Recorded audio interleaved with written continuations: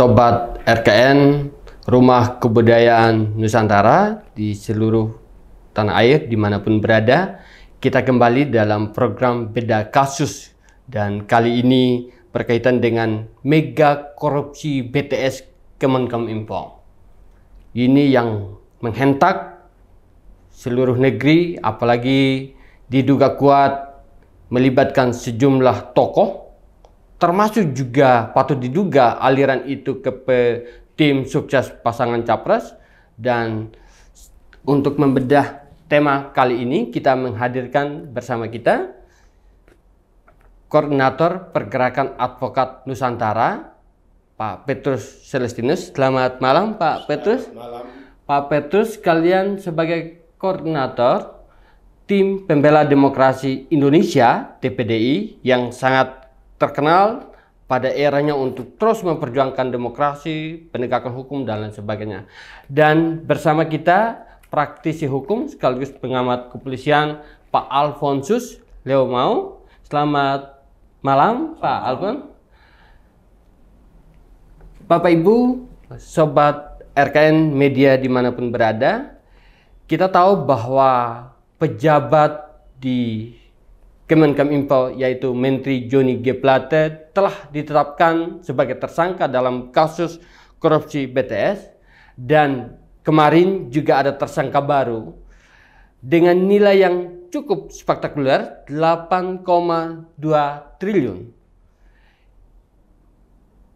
Anggaran atau nilai yang sebesar ini tidak mungkin, atau orang bertanya-tanya apa betul hanya Pak Johnny yang terlibat dalam praktek korupsi yang merugikan negara itu. Nah, seperti apa pandangan ini? Kita akan mendengarkan. Silakan Pak Petrus menyampaikan dalam konteks kasus seperti ini. Misalnya kan ada beberapa narasi, misalnya dengan mega proyek, apa betul hanya seorang diri atau mungkin ada pihak-pihak lain? Ya, jadi perkembangan penanganan kasus dugaan korupsi BTS yang saat ini menempatkan Menteri Kominfo atau mantan Menteri Kominfo Johnny G. Plate sebagai tersangka dan ditahan. Sebetulnya per hari ini publik menanti kerja penyidik kejaksaan untuk tarik ke atas. Masyarakat menunggu setelah Johnny G. Plate, tentu masih ada lagi petinggi-petinggi, entah itu dia pejabat negara atau dia pimpinan partai politik, yang akan disasar oleh penyidik Kejaksaan Agung. Tetapi dengan sudah 7 hari berjalan, ya, Johnny G. Plate sudah ditahan, sudah 7 hari. Kemarin Kejaksaan sudah menahan dan menetapkan 1 orang lagi sebagai tersangka. Tetapi posisinya dia itu sebagai orang swasta yang menjadi bagian dari salah satu perusahaan yang juga ikut menangani proyek ini. Artinya publik melihat kok sekarang bukannya naik tapi kok menurun. Masyarakat khawatir jangan sampai penyidikan kasus dugaan korupsi proyek BTS ini hanya berhenti sampai di Johnny Plate, ya, dan pihak-pihak lain yang ada di level bawah. Padahal dengan angka 8 triliun lebih itu, masyarakat juga yakin bahwa tidak mungkin seorang Johnny G. Plate dia sendiri yang harus memikul tanggung jawab itu. Masyarakat mulai menghubungkan kalau Johnny G. Plate adalah seorang sekjen partai politik dan sekaligus juga dia menteri, maka masyarakat juga menginginkan pihak penyidik harusnya juga panggil Surya Paloh, karena dia ketua umum partai. Di mata seorang ketua partai, dia punya sekjen terlibat dugaan korupsi. Nah, kejaksaan juga harusnya memanggil, apalagi Surya Paloh sudah membuka diri. Surya Paloh dalam konferensi pers beberapa saat setelah Johnny Plate ditangkap dan ditahan, Surya Paloh menyatakan bahwa Nasdem siap untuk diperiksa, dan bahkan dia minta semua yang terlibat ke kiri, ke kanan, ke atas, dan ke bawah harus diperiksa semua, termasuk partai-partai yang lain.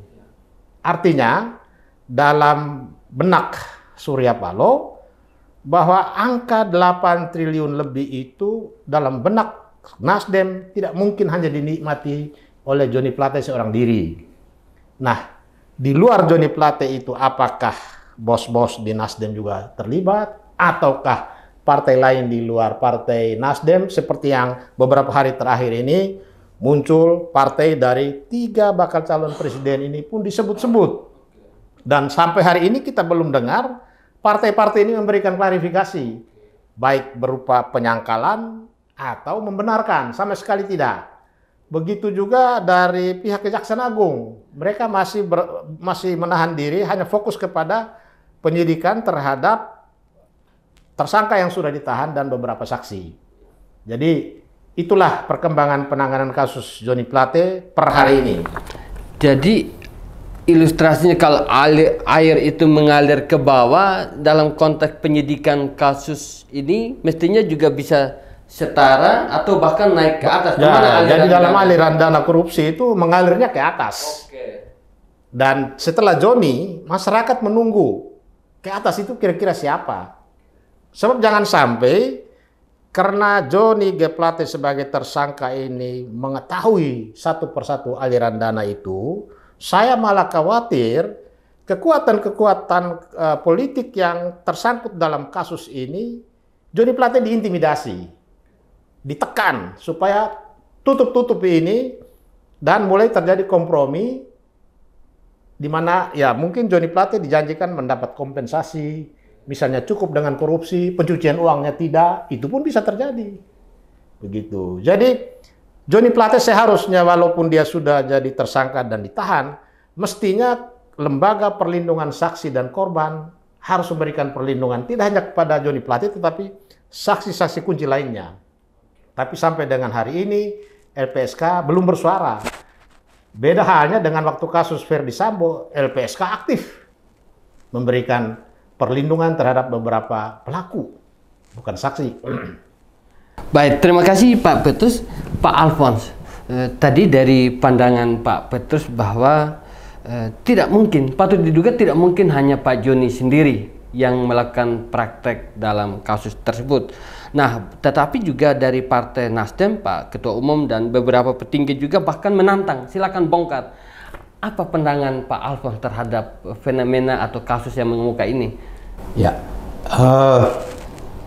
tanggapan dari seorang Suryo Paloh sebagai politisi kawakan dan seorang pimpinan partai yang dia omong itu menurut saya ada satu sisi orang beranggapan Suryo Paloh kan gertak sambal. Tapi bisa saja terjadi begini. Suryo Paloh sebagai seorang politisi kawakan, dia tahu benar ke atas itu kemana sih? Ke samping kiri kanan kemana sih? Dia tahu itu. Jadi dia menggertak, berani nggak bongkar ini semua? Ini kan kayak perjamuan kudus nih. Makan rame-rame roti dan minum anggur ini. Bukan Joni Plate peminum anggur atau pemakan roti sendiri. Karena apa? Bayangkan 10 triliun anggaran yang turun. Volume fisik yang seperti itu, sekian lama, bagaimana fungsi-fungsi pengawasan ini berjalan? Atau sebelum ini duit turun, kan tidak turun mendadak ini. Begitu dari Kementerian ajukan, Bappenas, ke Departemen Keuangan, ke DPR, ini kan ada tawar-menawar. Ini ada punya tarik-menarik. Kalau saya setuju begini, saya dapat apa? Ini pembagian kue seperti ini. Dan ini bukan hal yang rahasia di negeri ini. Kita lihat berbagai partai politik yang punya orang dan sekian lama, tidak pernah korupsi itu berdiri sendiri. Ini berjamaah. Nah, kenapa tadi seperti Pak Petrus katakan bisa jadi intimidasi? Karena ini kalau bongkar ini rusak semua. Ibaratnya tikus, ini tikus dalam lumbung, rame-rame satu lumbung ada tikusnya. Jadi kalau seorang Joni Plate berani membongkar atau dia mau mengungkapkan sebagai justice kolaborator, kemungkinan dia akan diancam. Dia terintimidasi, maka bisa terjadi. Udahlah, kalau memang begitu, dia sendiri. Tapi kalau dia sendiri, masa dia makan 8 triliun? Kalau memang dia sendiri dan dia punya partai, partainya bonyok. Apakah seperti itu? Atau mereka akan berpikir, mati CG, mati KB. Udah, bongkar rame-rame. Nah, kalau mau bongkar rame-rame, ini yang masyarakat tunggu untuk bersihnya praktek penyelenggaraan negara, praktek penggunaan uang negara ke depan. Karena korupsi ini kan ada kerugian keuangan negara. Karena perbuatan melawan hukum atau penyalahgunaan wewenang. Ini dia dua-dua nih. Seorang Joni Plate terancam dengan pasal 2 karena perbuatan melawan hukum, dan ada pasal 3 penyalahgunaan wewenang. Jadi ini ibaratnya kalau orang bertinju, pukulan kiri kanan jaksa berikan, sehingga Joni Plate ada di sudut merah nih. Mau mati atau hidup. Nah sekarang Joni Plate bisa bersikap, pilih mana, mati atau memang menyerah saja, lempar handuk. Jadi memang posisi sekarang menantang juga pada pihak penyidik kejaksaan untuk membongkar. Dan yang kedua tadi sempat menyinggung tentang fungsi pengawasan. Di situ ada mitranya di DPR RI yang tentu saja mengalokasikan dalam fungsi budgeting misalnya. Kira-kira posisi DPR selama ini udah kedengaran bersuara atau seperti apa? Karena sampai hari ini kan kita tidak dengar apa DPR punya suara. Apa setuju, apakah bongkar, kok anggaran yang begini besar kok semua diam. Kayak orang para rahib yang sembahyang rame-rame di kapelahan. Ada apa ini? Duit begini besar kok semua tiba-tiba bisu. Ada apa? Atau karena itu ancaman Surya Paloh ini ancaman yang ada isinya, bukan ancaman omong kosong. Jadi lebih baik semua diam karena siapa tahu kalau buka memang Surya Paloh bilang Joni Plate, bongkar, kita bongkar rame-rame. Ini hancur rame-rame. Itu yang kemungkinan. Maka semua diam. DPR-nya diam. Dari penyidik juga kalem-kalem saja. Partai-partai politik yang ditenggarai ada 3 kelompok besar aliran duit ini juga tidak membantah ataupun tidak memang benar kami terima. Dan memang maling mana pernah ngaku sih. Kalau tidak ngaku pun ya, mengkelit dengan segala cara. Tapi bagaimana mau mengkelit kalau ini memang ada data transaksinya. Nah ini kejadiannya. Tadi Pak Petrus sempat menyinggung bahwa dikabarkan mengalir sejumlah kelompok besar tadi dan bahkan ke tim pasangan capres misalnya. Apa dari segi praktisi konsekuensi hukum kalau andaikan tim sukses atau bahkan juga aliran dana itu terlibat dalam bakal capres misalnya atau mengalir ke bakal calon presiden? Karena nama-nama itu sudah terangkat di media. Kalau ini memang media itu media taruhlah abal-abal omong kosong, ini memfitnah, mencemarkan nama baik, bisa juga karena ada undang-undang ITE kan disebarkan melalui media sosial dan sebagainya. Tapi kalau mereka berdiam diri, ya ini yang menjadi tanda tanya besar karena orang diam karena udahlah jangan rame-rame. Nanti kita selesaikan secara adat saja mungkin kan, saling berunding, saling kedip mata, kan rakyat Indonesia kan rakyat pemaaf ya, gampang lupa. Nah, bisa terjadi begitu sehingga nama ini ada 3 kelompok. Ada yang bilang itu suami dari seorang petinggi, putra mahkota atau putri mahkota. Ada yang bilang itu dari partai berkuasa juga yang punya calon presiden. Kok sudah berapa hari ini kok biasanya kan sensitivitas mereka terhadap kondisi ini sangat tinggi. Karena ini akan mengganggu kinerja mereka ke depan dalam mencalonkan. Dan bisa terjadi ini memang ya beginilah praktek-praktek mau menjelang Pilpres dan sebagainya, kegiatan rampok-merampok ini hidup lagi. Karena beberapa kali periode kan begitu terjadi. Perampokan secara masif dan terstruktur.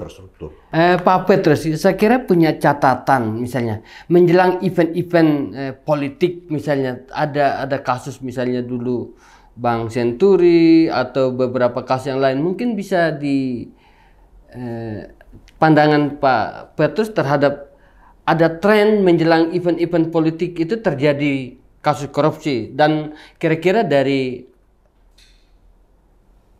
lembaga yang Abang pimpin itu apakah langkah yang akan diambil ke depan?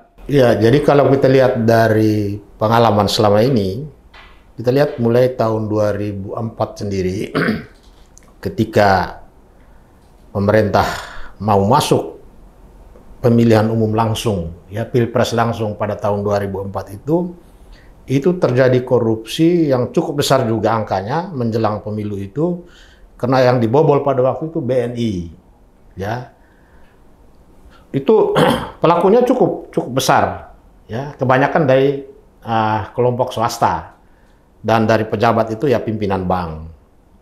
Kemudian kita masuk ke pemilu 2009. Itu yang dibobol Bank Senturi, angkanya cukup besar. Lalu di 2014 itu kasus yang dibobol itu EKTP 2014 ya. EKTP ya, EKTP. Nah 2019 kasus BTS. Nah dari pengalaman ini mestinya pemerintah harus sudah mulai waspada.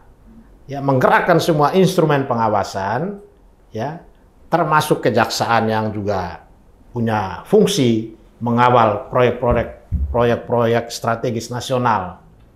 Kejaksaan melakukan fungsi pengawasan, inspektorat melakukan fungsi pengawasan, ya BPK, BPKP dan lain-lain, semua ada.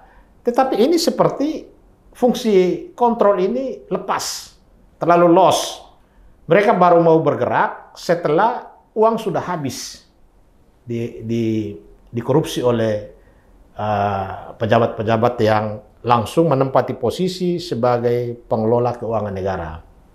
Jadi dalam kasus BTS ini, menurut saya pemerintah juga lalai, terutama instrumen pengawasan yang begitu banyak tidak berfungsi. Nah, tidak berfungsinya itu apakah mereka ini sudah dikondisikan dari sejak awal supaya mereka juga sama-sama membagi-bagi kue yang cukup besar ini, atau memang budaya membiarkan. Ya, kita lihat contoh seperti inspektorat di setiap kementerian. Bahkan pemerintah daerah punya inspektorat, tetapi fungsi ini tidak jalan karena korupsi terjadi terus-menerus. Dan korupsi yang terjadi terus-menerus ini kebanyakan muncul dari para kader partai. Nah, karena itu untuk menimbulkan efek jera, harusnya penegak hukum, entah KPK, entah Polri, atau Kejaksaan, penyidikannya itu harus tuntas, sampai kepada memastikan dana itu mengalir ke partai atau tidak. Dan jika mengalir ke partai, maka pemerintah juga harus berani mengambil inisiatif menggugat partai yang bersangkutan ke Mahkamah Konstitusi supaya dibubarkan. Kalau itu saja pemerintah lakukan, saya kira partai akan menjaga ketat supaya kader-kadernya yang ditempatkan di berbagai institusi negara tidak melakukan korupsi. Karena korupsi yang terjadi selama ini tidak bisa lepas dari tanggung jawab pimpinan partai. Karena ada bahasa yang kita sering dengar begini. Seorang kader partai, ya, pada suatu waktu tertentu kehilangan jabatan di partai dengan bahasa habis. Dia dapatnya banyak tapi tidak setor ke partai. Itu bahasa itu sering kita dengar. Seseorang bisa kehilangan jabatan di partai politik hanya karena dia banyak ngambil uang melalui pintu korupsi, tetapi nyetornya sedikit ke partai, bahkan sama sekali tidak menyetor. Dengan demikian dia kehilangan jabatan, dia menghilangkan segala-galanya di partai, lalu menjadi orang biasa.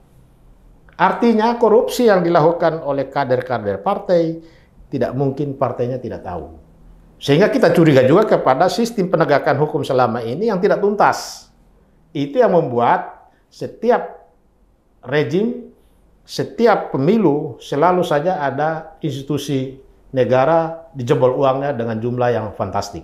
Ya, ini Pak Petrus tadi mengatakan bahwa pemerintah terkesan lalai dalam konteks pengawasan internal. Nah, Pak Menko Polhukam Pak Mahfud MD sendiri mengatakan bahwa penyidik kejaksaan telah mengantongi bukti berupa dokumen surat untuk rekaman percakapan sejumlah pejabatnya. Pak Alfon, seorang Menko Polhukam sudah mengungkap ini. Artinya apa yang harus dilakukan oleh penyidik atau komponen bangsa ini? Seorang Menko Polhukam menyatakan berbagai bukti, berbagai pembicaraan sadapan ada dan sebagainya. Ibaratnya ini gebukan kasur sudah dipegang oleh pemerintah, dalam hal ini Kejaksaan Agung. Dan kalau sudah pegang gebukan kasur kan tinggal gebuk saja dan berbagai debu, kutu busuknya akan keluar kan. Tapi kalau sampai hari ini ya masih begini-begini, sedangkan penyelidikan sudah bertahun-tahun, ini memang perlu kita waspadai. Apakah memang ini ibarat tarik-menarik peti mati di depan keluarga mayat agar mereka nangis atau apa? Artinya saling tarik, saling ngancam, saling menyandera. Kita patut mencurigai itu karena terlalu telanjang praktek-praktek korupsi serupa ini terangkat di permukaan. Orang awam pun tidak harus mencurigai bagaimana dari 10 triliun 8 triliun raib dan yang terpakai cuma 2 triliun sekian. Bagaimana bisa terjadi itu? Artinya jangan-jangan anggaran realnya memang cuma 2-3 triliun. Nah, ini anggaran karena berbagai upeti berbagai sesajen yang diberikan kepada para dewa-dewa, maka jadi membengkak anggarannya 10 triliun. Karena dengan 2 triliun saja sudah bisa kok. Tapi jangan lupa, karena melewati berbagai pintu-pintu penyaringan ini kan, dan setiap pintu penyaringan itu dijaga oleh para genderuwo yang minta sesajen. Saya katakan genderuwo kenapa? Secara akuntansi itu bisa dihitung kok, rencana kebutuhan. Dan hari ini kan e-katalog, harga-harga satuan barang itu kelihatan sangat gampang. Jadi kalau tiba-tiba taruh harga handphone Samsung 10 juta, terus dia bikin 20-30 juta, zaman dulu mungkin susah. Sekarang buka e-katalog, e-commerce itu kelihatan semua. Ini harga satuan berapa sih? Sudah begitu, seperti kata Pak Mahfud kan, bilang sudah 1000 sekian tiang, terlalu gampang di mana saja. Lihat dari Google Earth, ketahuan di mana-mana. Jadi hari-hari ini sistem kontrol yang adanya kemajuan teknologi ini terlalu gampang. Bocor pun terlalu gampang. Jadi kalau sudah sekian hari, tunggu-tunggu penyidikan biar lama, ini ada apa? Nah, ini kan kembali pada data sudah ada. Tinggal keberanian dari penyidik untuk membongkar misalnya, dan barangkali ada komentar juga untuk Pak Joni sebagai tersangka yang ini, yang mungkin saja diduga mengetahui juga aliran dana itu apa? Saya kira seorang menteri sekelas Joni Plate dan politisi, dan dia tidak bodoh-bodoh amat. Dia tahu benar anggaran yang turun ke departemen kementerian dia berapa duit.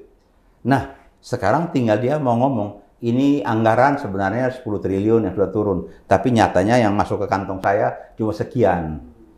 Kalau dia mau omong itu, maka akan terbongkarlah kemana duit ini dibawa para genderuwo. Dan itu bisa terjadi untuk membuat, kalau memang penyidik mau kerja, kita karena dimudahkan serupa itu, ya udahlah, saya tidak akan dakwa atau ancam dengan tinggi-tinggi amat, karena kau udah membantu kan. Sama dengan Yosua yang kematian kemarin, si Barada itu sudah ngomong terus terang, jadi jaksa, hakim, oke lah kita bantu.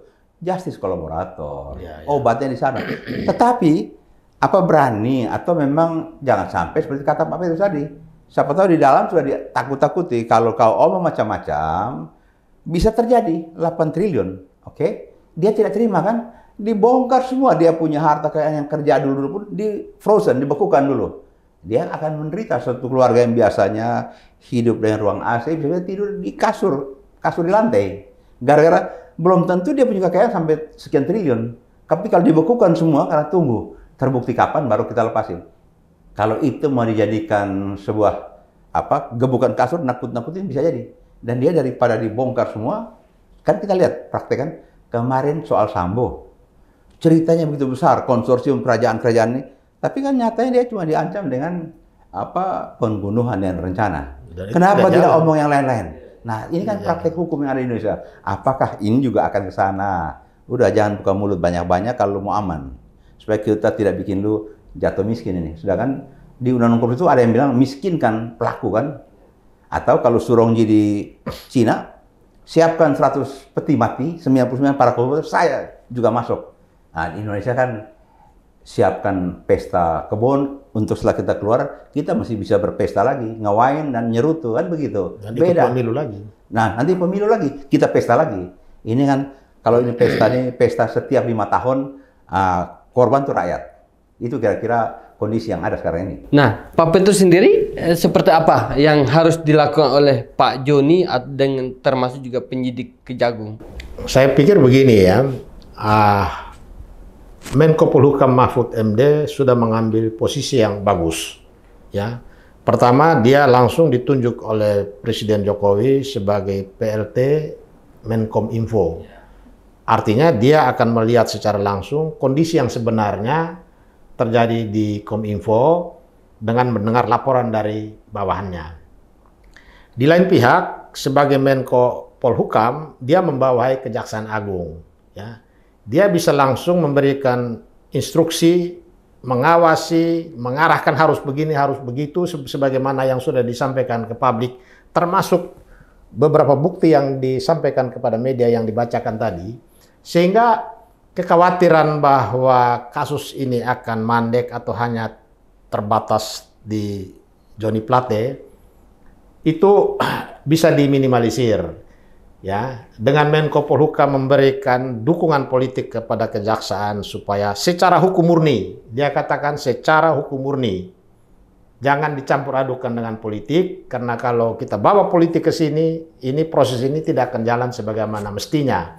Dan ini yang publik menunggu. Jadi apa yang dikatakan oleh Mahfud MD memberi harapan kepada kita bahwa Kejaksaan Agung diharapkan untuk mengungkap aliran dana itu kemana saja tanpa ada yang ditutup-tutupi. Karena kalau kita sudah mulai membudayakan dengan mengungkap kasus apapun secara tuntas, maka penegakan hukum kita ini akan memberi warna yang positif di masa yang akan datang. Kalau tidak begitu, maka korupsi ini akan jalan terus, ya. Karena kekuatan yang ada di luar ini, yang belum disentuh, mereka juga tidak tinggal diam. Pasti mereka juga berjuang bagaimana supaya Johnny G. Plate tidak menyeret mereka. Ya, segala macam cara akan mereka lakukan. Dan itu yang mungkin dalam banyak kasus itu yang terjadi. Kita lihat begitu banyak kerugian negara yang ditimbulkan, tetapi pelakunya kadang-kadang pelaku tunggal. Ya. Atau ada yang hanya diproses dari segi suap, tapi kejahatan dalam bentuk kebijakan tidak diproses. Dan itu banyak terjadi. Karena orang lebih baik memilih pasal suap, karena ancaman pidananya ringan. Sedangkan masuk kepada kebijakan atau pasal 2, pasal 3, itu justru terjadi tawar-menawar. Nah, jangan sampai juga dalam kasus BTS ini, hanya Johnny Plate yang dikenakan pasal 2, pasal 3, sedangkan pejabat lain yang menerima aliran itu dikenakan pasal suap. Padahal bisa saja apa yang dilakukan oleh Johnny Plate itu kebijakan dari mereka. Ya, permufakatan jahat itu terjadi sebelum kasus ini muncul atau terjadi mulai pada saat perencanaan. Nah, kita berharap kasus BTS ini harus menjadi momentum penegak hukum bekerja secara tuntas dan menyeluruh, termasuk siapapun yang menerima aliran dana, partai manapun. Ya, yang kita dengar sekarang ini kan ada disebut-sebut beberapa nama besar di Republik ini, ya. Tetapi kita belum juga mendapatkan penjelasan atau klarifikasi dari pihak-pihak yang namanya disebut-sebut di dalam pemberitaan media beberapa hari ini. Nah, satu kali lagi bahwa Menko Polhukam sudah mengambil posisi yang tepat, dia langsung memimpin dan menyelamatkan proyek ini harus berjalan terus, itu sangat bagus. Tetapi juga pengungkapan dugaan korupsi 8 triliun ini harus tuntas, termasuk membongkar siapapun, termasuk kalau partai politiknya terlibat, pemerintah harus budayakan sikap membubarkan partai politik itu melalui Mahkamah Konstitusi. Menarik sekali Pak Alfon. Sudah ada data berdasarkan pernyataan Pak Mahfud MD. Kira-kira pandangan Pak Alfon dalam kerja-kerja penyidikan misalnya, sebenarnya sudah ada di atas meja, tinggal dipilah aja misalnya. Kira-kira butuh berapa lama lagi untuk kemungkinan ada tersangka baru dalam kaitan yang tokoh atau elit yang terlibat dalam kasus ini? Waktu yang paling lama dalam sebuah kegiatan pembuktian itu di tahap penyelidikan. Nah, penyelidikan sudah tuntas menemukan ada tindak pidana. Di sana siapa saja terkait, perannya apa, sebenarnya dalam penyelidikan sudah ada. Nah, itu akan ditegaskan untuk menemukan ketersangkaan dalam penyidikan. Jadi sebenarnya kalau penyelidikan itu sedemikian lama, maka tidak perlu waktu panjang. Karena siapa berbuat apa, udah kebaca. Kemana. Jadi kalau bahasa polisi itu si Ali demen babi ya, siapa, apa, di mana, bagaimana, bila mana itu, ada 7K pertanyaan. Itu waktu penyelidikan itu semua sudah. Cuma titik beratnya, bagaimana dan apa yang terjadi itu di penyelidikan. Tapi sebenarnya siapa dan bagaimana sudah di penyelidikan sudah ada. Sudah ditangani ya. Sudah ditangani. Nanti di penyidikan tinggal pertajam saja. Yang siapanya itu siapa berbuat apanya di penyidikan. Jadi menurut saya karena penyelidikan sudah begitu lama, tidak perlu sampai berbulan-bulan, sebulan, 2 bulan, 3 bulan sudah selesai ini. Karena dia sudah sampai pada tahap menemukan adanya tindak pidana dengan anatomi tindak pidana itu sendiri, karakteristiknya kayak apa. Baik RKN Media dimanapun berada, kita baru saja mendengarkan pandangan bedah kasus dengan tema tentang mega korupsi BTS bersama Pak Petrus Celestinus dan Pak Alphonse Lomau. Dan sebelum kita mengakhiri, saya mungkin ada satu statement terakhir terkait tema ini. Pak Petrus duluan dulu, nanti atau Pak Alphonse dulu, apa yang hendak mau dikatakan? Pengungkapan perkaranya sederhana, mempersangkakan siapapun sederhana. Sekarang tinggal political will daripada pemegang kekuasaan. Tuntaskan ini atau mau biarkan korupsi ini ya pada musim kemarau kering, musim hujan kayak cendawan akan bertumbuh subur. Political will saja daripada pimpinan negara. Ditantang political will dari elit negara untuk menuntaskan kasus. Pak Petrus, silakan. Ya, Johnny Plate sudah divonis habis-habisan oleh publik karena angkanya mencengangkan 8 triliun. Karena itu Johnny Plate sekalipun menghadapi perkara besar dengan kerugian negara yang sangat besar, tapi ada sisi lain yang diharapkan oleh masyarakat, terutama saya, berharap supaya dalam posisi itu Johnny Plate harus memberikan sumbangsi yang besar kepada penegak hukum dan terutama kepada negara agar dia membuka semua siapa-siapa saja yang terlibat, aliran dananya kemana saja, dan dia harus sampaikan tidak hanya kepada penyidik, ke penasihat hukumnya pun dia harus sampaikan supaya ini menjadi bagian dari kontrol. Kalau dia merahasiakan kepada penasihat hukumnya, kemudian dia mengungkap itu di hadapan penyidik, potensi untuk saling menutup-nutupi itu masih sangat mungkin terjadi. Jadi Johnny Plate harus memberikan sumbangan kepada negara dalam bentuk mengungkap secara jujur dan berani siapa saja yang terima dan berapa besarnya. Supaya pemerintah bisa segera menyelamatkan uang negara dalam waktu dekat ini demi menjamin kelangsungan proyek BTS yang sudah macet 2-3 tahun ini. Baik, terima kasih Sobat RKN Media dimanapun berada. Kita mengakhiri bedah kasus kali ini dengan topik mega korupsi BTS. Ikuti terus RKN Media untuk tema menarik selanjutnya. Saya Freddy Batari bersama Pak Petrus Celestinus dan Pak Alphonse Lomau mengucapkan terima kasih dan ikuti terus perkembangan informasi melalui RKN Media.